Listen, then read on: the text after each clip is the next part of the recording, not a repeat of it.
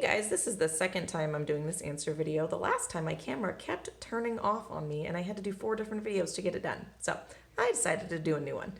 Okay, the first part we did together, but I never did write the answer up here. So when we figured out our answer that he read 4 more books in week 4, I wrote that up there. Okay, so over here in number 2, we had a part total, okay?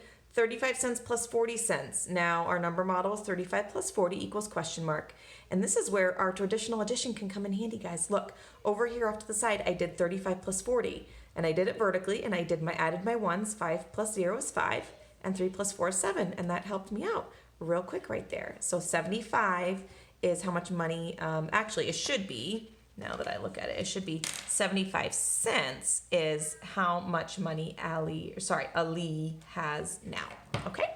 Then when I look over here at my base 10 blocks, these are flat, so I know that each of those is worth 100, so 100, 200, so that's in my hundreds place. I don't have any longs, so I have 0 tens, and then I have 2 cubes, which is 2 ones, so I put that in my ones place, so there's 202.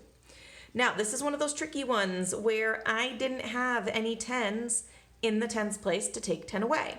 So I needed to borrow 100 from 300. So when I borrow 100, okay, I'm only gonna have 2 hundreds left. And now when I borrow 100, I know 100 is 10 tens, but I can't put 10 tens in my tens place. And I need to take away 1 stick of 10 anyway. So I had 10 tens, but I took away 1, so that's gonna leave me with 9 tens. And then my ones place does not change because I'm subtracting 10 and there are no ones there. So 291 is what I'm left with.